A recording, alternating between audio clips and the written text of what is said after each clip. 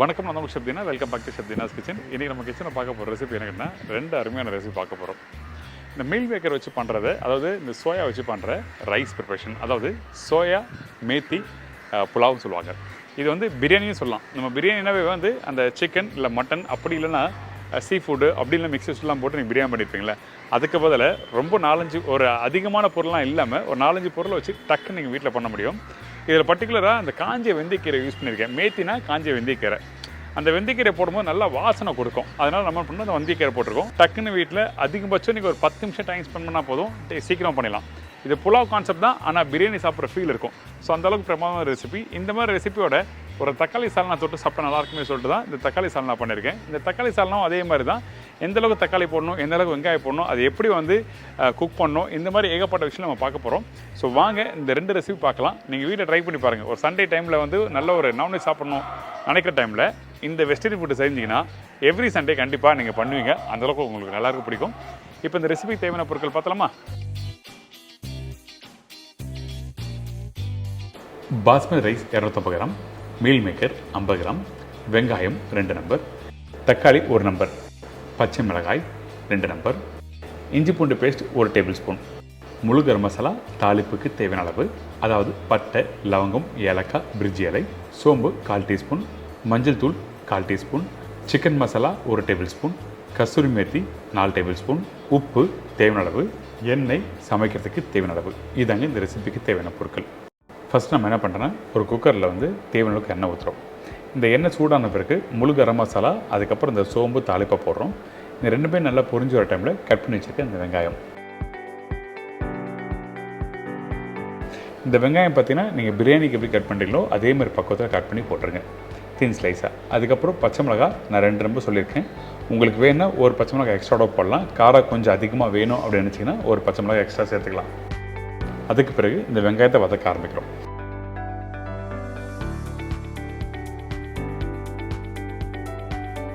இந்த வெங்காயம் ரொம்ப நேரம் வதக்க வேண்டிய அவசியம் இல்லை. ஒரு 30 to 40% அளவுக்கு வெங்காயம் வதங்கினா மட்டுமே போதும். அதுக்கப்புறம் அரைச்சி வச்சுருக்க இஞ்சி பூண்டு பேஸ்ட்டு,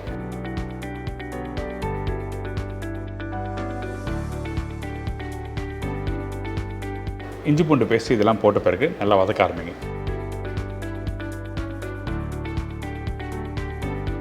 அதுக்கப்புறம் இந்த மீல் மேக்கர், அதாவது சோயா இருக்குது பார்த்தீங்களா, இந்த சோயா பார்த்தீங்கன்னா நல்லா தண்ணியில் ஊற வச்ச சோயாவை இதில் போட ஆரம்பிக்கிறோம். அதுக்கு முன்னாடி இந்த ஊற வச்ச சோயாவை நல்லா புளிஞ்சிட்டு போடுங்க. அதில் தண்ணி இருந்துன்னா நீங்கள் ரைஸோடு போட்டு குக் பண்ணும்போது உங்களுக்கு அந்த டேஸ்ட் கொடுக்காது. அதனால் நம்ம என்ன பண்ணுறோன்னா, அந்த சோயாவை நல்லா புளிஞ்சிருங்க. தண்ணி சுத்தமாக இல்லாமல் டைரெக்டாக இந்த குக்கரில் போட ஆரம்பிங்க.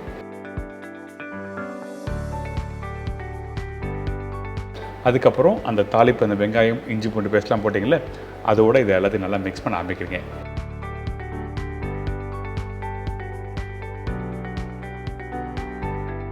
மிக்ஸ் பண்ணி முடித்த பிறகு அடுத்து நம்ம என்ன பண்ணுறோன்னா, கொஞ்சம் மஞ்சத்தூள், காரத்துக்காகவும் கொஞ்சம் டேஸ்ட் நல்லா எடுத்து கொடுக்குறதுக்காக நம்ம என்ன பண்ணுறோன்னா, இந்த சிக்கன் மசாலா பொடி ரெடிமேடாக மார்க்கெட்டில் கிடைக்கும்ல, சூப்பர் மார்க்கெட்டில், அந்த பொடி தான் யூஸ் பண்ணுறேன். எக்ஸாம்பிளுக்கு சக்தி மசாலா இந்த மாதிரி பொடி நீங்கள் யூஸ் பண்ணலாம். இந்த மாதிரி பொடியை போட்ட பிறகு இது எல்லாத்தையும் நல்லா மிக்ஸ் பண்ண ஆரம்பிங்க.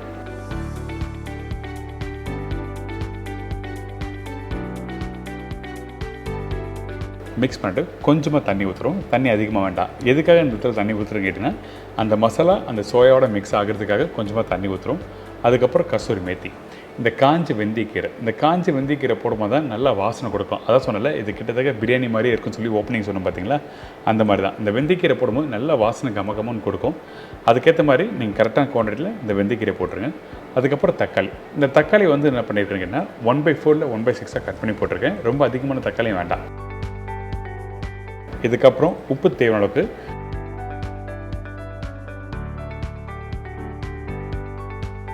அப்புறம் அரிசி ஊற வச்சுருக்கோம் இந்த பாஸ்மதி ரைஸை இதில் அப்படியே போடுறோம். இந்த அரிசி ஊற வைக்கும் போது கரெக்டாக ஒரு 20 நிமிஷம், ஒரு 5 நிமிஷம் எக்ஸ்ட்ரா தான் ஒன்று தவறு இல்லை, 20லேருந்து 25 நிமிஷம் நல்லா ஊற வச்சுட்டு அதுக்கப்புறம் இந்த குக்கரில் போட்டு இது மெதுவாக மிக்ஸ் பண்ணுங்கள். ஊறின அரிசியை நீங்கள் வேகமாக மிக்ஸ் பண்ணால் உடையதுக்கு வாய்ப்பு இருக்கும். அதனால் ஸ்லோவாக நல்லா மிக்ஸ் பண்ணிவிட்டு அதுக்கப்புறம் எந்த கப்பில் அரிசி எடுத்தீங்களோ அதே கப்பில் 1க்கு 1.25 கப் அளவுக்கு தண்ணி வச்சா போதும்.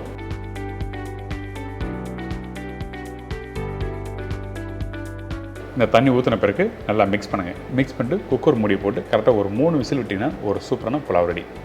கொஞ்சம் நல்லா வேகணும். இப்போ நம்ம வீட்டில் என்னோடய அம்மாலாம் இருக்காங்க, கொஞ்சம் அந்த அரிசி வந்து நல்லா வேகணும்னா ஒரு 10% வாட்டர் வந்து எக்ஸ்ட்ரா வச்சுக்கலாம். அதாவது நான் கொஞ்சம் 10% வாட்டர் தான் எக்ஸ்ட்ரா வச்சுருக்கேன். ஏன்னா நம்ம வீட்டில் இருக்கவங்க எல்லாம் பெரியவங்களாம் சாப்பிடணும்னு சொல்லிட்டு.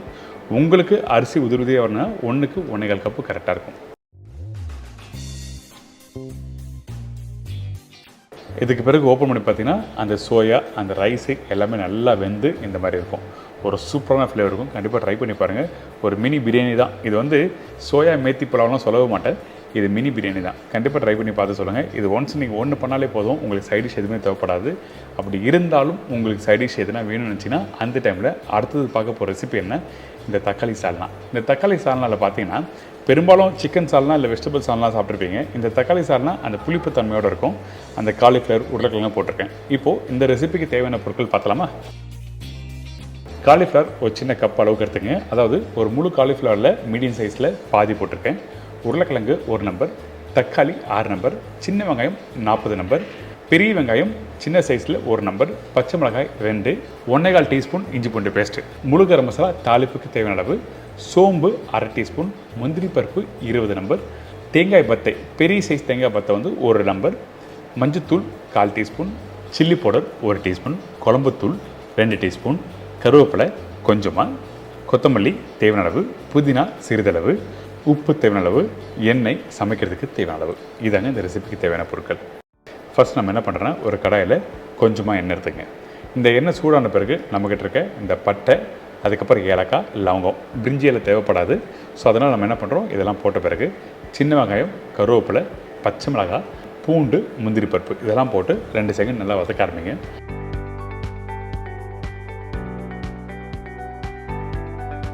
அதுக்கப்புறம் நல்ல பழுத்த நாட்டு தக்காளி வந்து 6 தக்காளி போட்டிருக்கேன். உங்கள் வீட்டில் வந்து பெங்களூர் தக்காளி இருக்குன்னா நீங்கள் யூஸ் பண்ண ஒன்றும் தப்பு இல்லை. ஆனால் புளிப்பு தன்மை கொஞ்சம் கம்மியாகும், அதான் விஷயம். இதுக்கு பிறகு நம்ம என்ன பண்ணுறோம், கொஞ்சமாக மஞ்சத்தூள் உப்பு போட்டு நல்லா வதக்க ஆரம்பிக்கிறோம். இந்த வெங்காயம் தக்காளி நல்லா வதக்கி தான் இந்த ரெசிபி கம்ப்ளீட் பண்ண போகிறோம். அதெல்லாம் நம்ம என்ன பண்ணுறோன்னா இந்த இடத்துல நீங்கள் இந்த முந்திரி போடுறதுல கொஞ்சம் கசகசா தேவைப்பட்டால் நீங்கள் போட்டுக்கலாம். சில பேர் கசகசா இருந்தால் நல்லா பிடிக்கும், அதனால தான் கசகசா ஆப்ஷனாக சொல்கிறேன். இதுக்கப்புறம் கொஞ்சமாக சில்லி பவுடர் போட்டிருக்கோம். இந்த சில்லி பவுடர் எதுக்காக யூஸ் பண்ணால் அந்த கலர் நல்லா எடுத்து கொடுக்கும், அதனால் சில்லி பவுடர் யூஸ் பண்ணுறோம். இதுக்கப்புறம் குழம்புத்தூள், நம்ம வீட்டில் அம்மாலாம் அரைப்பாங்களே அந்த குழம்புத்தூள் தான் யூஸ் பண்ணுறோம். நம்ம அந்த குழம்புத்தூள் உங்களுக்கு எப்படி அரைக்கணும் அப்படி கேட்டிங்கன்னா நம்ம சேனல் ஆல்ரெடி நான் கொடுத்துருக்கேன். நான் அந்த வீடியோட லிங்க்கும் தரேன், நீங்கள் வேணால் ட்ரை பண்ணி பாருங்கள். இப்போது அந்த குழம்புத்தூள் போட்ட பிறகு நல்லா மிக்ஸ் பண்ணுங்கள். ஒரு 2 செகண்ட் வதங்கி வர டைமில் அதுக்கப்புறம் இந்த தேங்காய் போடுறோம். இந்த தேங்காய், இந்த முந்திரி எதுக்காக நம்ம போடுறோன்னா அந்த தேங்காய் வந்து இனிப்பு தன்மை தெரியும், அந்த முந்திரி பருப்பு வந்து அந்த ரிச்னஸ் கொடுக்கும். இதுக்கப்புறம் கொஞ்சமாக கொத்தமல்லி போட்டு இதை நல்லா மிக்ஸ் பண்ணிட்டு அதுக்கப்புறம் ஒரு தட்டில் எடுத்து வச்சுருங்க.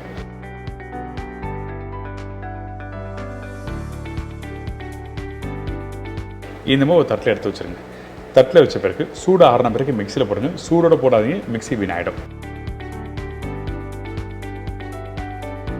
இப்போது இந்த மிக்சியில் வந்து எல்லாத்தையும் போட்டாச்சு. இதுக்கப்புறம் தண்ணி ஊற்றி நல்லா நைஸாக அரைக்கிறோம். அரைக்கும் போது பார்த்தீங்கன்னா ஃபைன் பேஸ்ட்டாக தான் இருக்கணும். குறைன்னு இருந்தால் கண்டிப்பாக நல்லா இருக்காது. முடிஞ்ச அளவுக்கு நல்லா ஃபைன் பேஸ்ட்டாக அரைச்சிருங்க.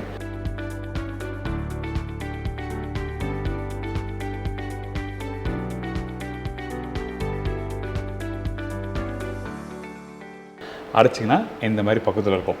நீங்கள் வீட்டில் சட்னி அரைப்பீங்களே, வெங்காயம் தக்காளி சட்னி, அந்த மாதிரி பக்குவத்தில் அரைக்கணும். இதுக்கப்புறம் இன்னொரு கடாயில் வந்து கொஞ்சமாக எண்ணெய், அந்த எண்ணெய் போட்ட பிறகு சூடாகட்டும். இப்போ தாளிப்பு வந்து சோம்பு போடுறோம். இந்த சோம்பு போட்ட பிறகு ஒரு 10 வெங்காயம், ஒரு 40 வெங்காயம் சொன்னோம் பார்த்தீங்களா, அதில் 30 வெங்காயம் ஃபஸ்ட்டு மசாலாவுக்கு வதக்கிறதுக்கு யூஸ் பண்ணிட்டோம். இந்த இடத்துல ஒரு 10 வெங்காயம், பெரிய சைஸ் வெங்காயம் சின்ன சைஸில் பொடிசாக கட் பண்ணி போட்டிருக்கேன். இதெல்லாம் போட்ட பிறகு கொஞ்சம் பச்சை கருவேப்பிலையும் போட்டு லைட்டாக வதக்க ஆரம்பிக்கிறோம். இந்த மாதிரி வதங்கி வர டைமில் 1/2 டீஸ்பூன் இஞ்சி பூண்டு பேஸ்ட் போட்டிருக்கோம். இதை போட்டு திருப்பி நல்லா குக் பண்ண ஆரம்பிங்க.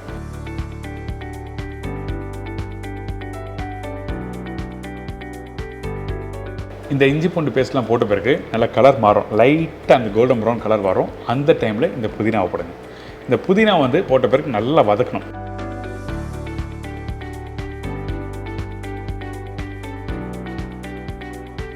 கொஞ்சம் கலர் மாறும். அந்த டைமில் தான் திருப்பி கொஞ்சமாக சில்லி பவுடர், குழம்பு தூள் போட்டிருக்கோம். இந்த குழம்பு தூள், இந்த சில்லி பவுடர் எதுக்காக இந்த இடத்துல யூஸ் பண்ணுறேன்னா இந்த காய்கறி போட போகிறோம். அதாவது இந்த உருளைக்கிழங்கு காலிஃப்ளவர் போடுறோம்ல, அதுக்கு வந்து உப்பு காரம் வேணும். அதனால தான் இந்த இடத்துலையும் திருப்பியும் அந்த பவுடர் மசாலா யூஸ் பண்ணுறோம். இப்போ இந்த காயெல்லாம் போட்ட பிறகு தேவையளவுக்கு தண்ணி ஊற்றி இதை நல்லா கொதிக்க விடுங்க.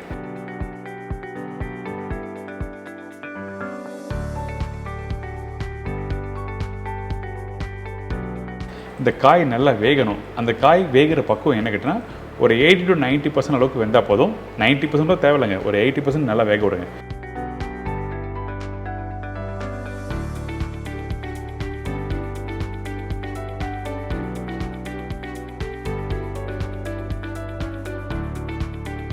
பார்த்தீங்களா, இந்த காலிஃப்ளவர் வந்திருக்கு.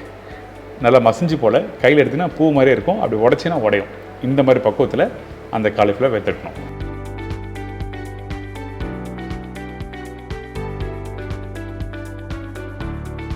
ஸோ இந்த மாதிரி வெந்த பிறகு நம்ம என்ன பண்ணுறோம், தேவையான அளவுக்கு கொஞ்சமாக உப்பு போடுங்க. உப்பு போடும்போது பார்த்து போடுங்க. ஏன்னா தக்காளியோட புளிப்பு தன்மை அதிகமாக இருக்கும். அந்த டைமில் உப்பும் அதிகமாக இருந்ததுன்னா கண்டிப்பாக சாப்பிட முடியாது. அதனால் கரெக்டான பக்குவத்தில் போடுங்க. இப்போ அரைச்சி வச்சுருக்க பேஸ்ட்டை போட்டாச்சு. தேவையான தண்ணி ஊற்றி இதை நல்லா கொதிக்க வரும்.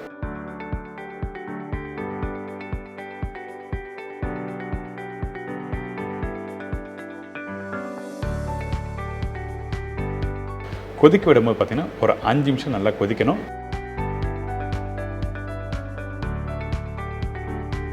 இந்த மாதிரி நல்லா கொதிச்சு வரும். அடுப்பை ஆஃப் பண்ணுறேங்க. அதுக்கப்புறம் கொஞ்சம் கொத்தமல்லி போட்டு நல்லா மிக்ஸ் பண்ணி எடுத்து சாப்பிட்டீங்கன்னா அந்த உருளைக்கிழங்கு காலிஃப்ளவரோட சாப்பிட்றது ரொம்ப நல்லாயிருக்கும். உருளைக்கிழங்கோட காலிஃப்ளவர் தான் அல்டிமேட்டாக இருக்கும். ஏன்னா அந்த புளிப்பு காரத்தோட அந்த காலிஃப்ளவர் சாப்பிடும்போது நல்லா சாஃப்டாக இருக்கும். ரொம்ப அருமையான ஒரு ரெசிபி, ட்ரை பண்ணி பாருங்கள்.